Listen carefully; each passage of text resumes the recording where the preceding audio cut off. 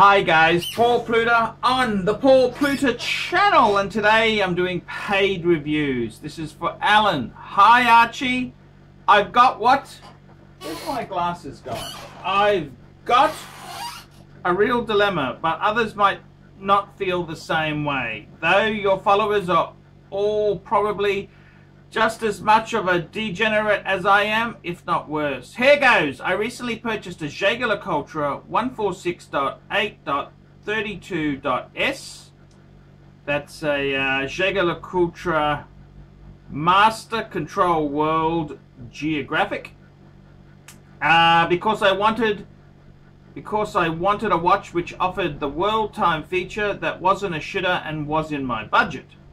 So I pulled the trigger on this piece. When it arrived, it just felt so large for my wrist. My sweet spot is 38 to 40 mil, and at 42 mil, the JAEGER-LECOULTRE was bothering me, especially since the leather strap with deployment buckle does not allow the strap to break in properly, whereas the case sits very well on my wrist. I have small wrists, like I said. So the opportunity to trade up popped up as an option in my mind versus getting the refund for the piece. What's the worst case that could happen? If I can't find a trade worth it, I will keep the JLC. It won't be the end of the world. So I'm thinking of the following trade, and here is where I really want your advice. I am thinking of losing the world time feature and going with a Rolex Explorer 2 Polar and a JAEGER-LECOULTRE Q270-8411 Reverso Grand Torley 26 mil.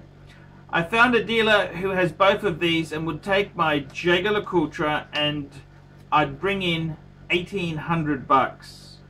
Do you think this would be a wise move? For your information, I paid 6,500 for the JLC Master World Geographic. My watch collection, including the JLC, is attached as reference. I've got two shitters, a Breitling chronomat with aftermarket diamond bezel, 1.6 carat of VS2 diamonds, a Rolex Submariner, a Rolex Datejust, and the JAEGER-LECOULTRE Master World chronograph. And by the way, I'm also considering trading up the Datejust and the Subby to a Bluesy. Some feedback on that would be great too. I know the Sub is iconic, but the Bluesy is also a Sub, and I think would be a major upgrade, and a less of everyone has one type of piece, and possibly buying a shitter world time, maybe a Ball, Montblanc, Frederick Constant, or Seiko of some sort. I really do like the world time feature. I do business in other countries, so it's helpful to have this feature, though I have a time difference in my head, so I could look at my watch and know the time, what the time is in China or London by processing it manually in my head. Sounds redundant, but who cares? Feel free. Okay, so just having a bit of a look at this collection here, and I am a bit concerned here. I am very concerned here. I gotta tell you, I don't know whether this is such a good idea. I mean, you bought the JAEGER-LECOULTRE Master World Geographic. That's a nice watch. It's a nice watch. I think doing deals with dealers is dealing with snakes. Okay. When you add on 1,800 bucks, that means you're going to be paying nearly $8,500 for a Reverso Grand Torley. This is just, these are stupid moves. You got to be careful with what you do. I personally would say to you, I would hang on to the watch for a while, and I would realistically just get used to it. I mean, it takes a while. Sometimes it takes a while for these watches to kind of gel with you. You know, this is the whole thing. I mean, 40 mil or 42 mil, It's not that much bigger. I mean, the Speedmaster Professional Man on the Moon, that's 42 mil. I personally think by doing deals with dealers here, oh, that is nasty. That is really, really nasty stuff. I think you've got to be a bit careful. The other thing is too, Alan, I mean, you want to trade your sub and date just to get a bluesy. Man, there normally is not much difference between a sub date and a bluesy. I mean, on the used market, okay, I know it's a bit more, but I don't know whether I would be doing that. The steel sports watches is really, they're the iconic ones to have there. I mean, I don't know if I'd be swapping. I mean, to be honest with you, flipping these things here, you're trading them in at wholesale and you're buying things at secondhand retail. That's, ooh. If you're not careful, you could really lose a lot of money. Really, really lose a lot of money. And I think these swap deals here, Alan, is very, very. I honestly, this is silly. It's silly. It's silly. It's silly to do these sort of deals here. Polar Explorer 2. Polar Explorer is a great watch. I got a Polar myself. Okay, yeah, I love that watch, but I don't know if I'd be getting rid of the JAEGER-LECOULTRE just yet. I probably, you know, my opinion there, I would tend to stick with the Master World Geographic. That's such a beautiful watch there. I would really kind of hang on there. I don't know if I would be jumping into bed with these other shitters. That's kind of dumb. That's very, very dumb in my opinion there. I wouldn't be doing that, Alan. I think that's silly to do that. I think it's silly. If I were you, I would. I mean, it's just, this is just, there's some really silly ideas here. Man, that's going to be a very expensive, that JAEGER-LECOULTRE Reverso Grand Torley. Ooh, this is getting really quite mean and savage here. JLC is a very, very soft brand. This is sometimes the danger when you buy things without trying it on and really making sure you like it. But I'd be inclined to hang on to it and just see if you can grow into it. Maybe it just needs a bit of getting used to. I used to say, you know, I don't want to watch bigger than 42. Well, guess what? My IWC Ingenua is 42.5, and it's big and it's bulky, and I really love that watch now. I really love that watch. It's just a bit of thinking in your mind, back of your mind, what do you think is the best way to go? So I got to be honest with you there. I think that's a really silly move to do that. I think it's dangerous. It really is dumb. It's dumb. Okay, I gotta. That's being completely truthful with you there. I think it's very, very dumb.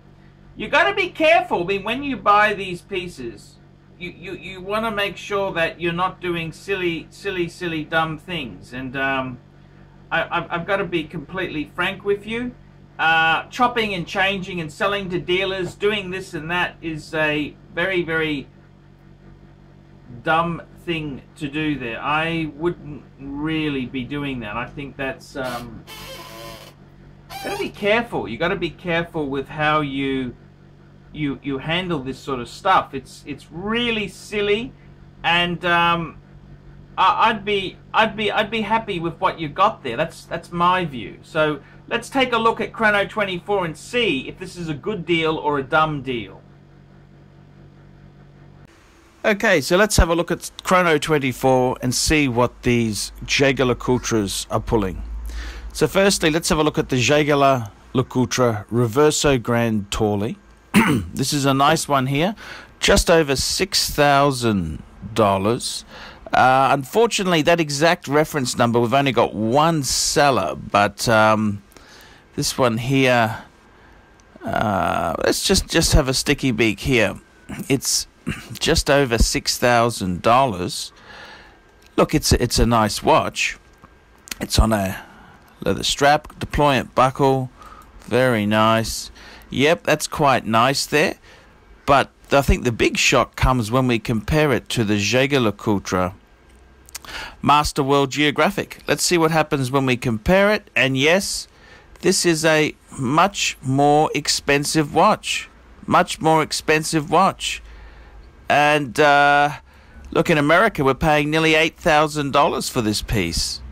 So we're going to swap it for an inferior watch and pay $1,800 for the privilege.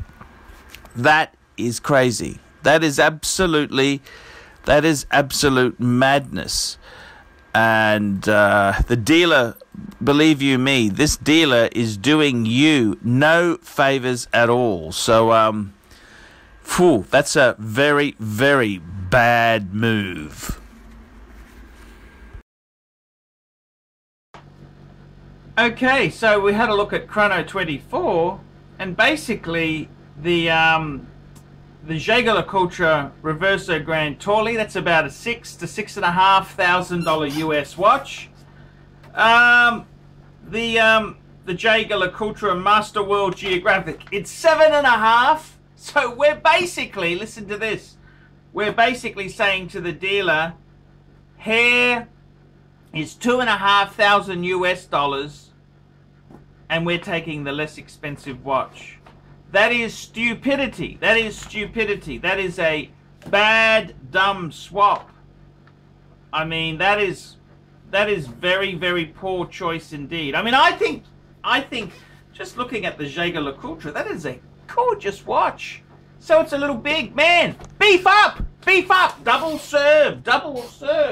It's easy to bulk up a bit, and that's what I'd be doing. I wouldn't be jumping. You're so vain. Oh, it's a bit big. 2 mils, man. Just back the truck up. So to do that swap is stupidity. It's nothing short of stupidity, and it's dumb. It's dumb. You're paying a dealer $2,500 for an inferior watch. I mean, have you got sucker written across the top of your head? Because that deal is crap. That deal is crap. And if I were you, I wouldn't be doing swaps with dealers who are going to swap your Datejust and your sub for a Datejust and a sub for a damn bluesy.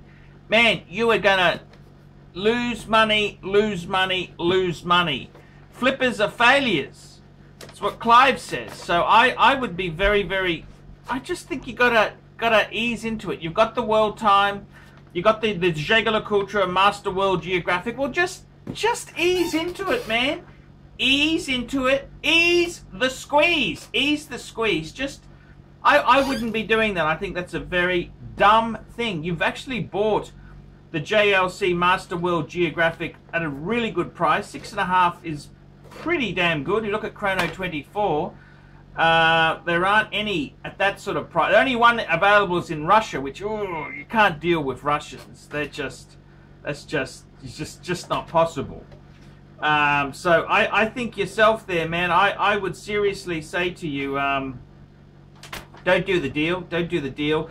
Don't be doing stupid swaps. You're gonna lose a lot of money. Stay with what you got. Just ease into it. I don't think it's a problem. I really don't think 42 mil is going to be the end of the world. It's not going to be a showstopper. So that's your advice. That's my advice to you, Paul Pluta, the Paul Pluta channel. Tell me what you guys think of that.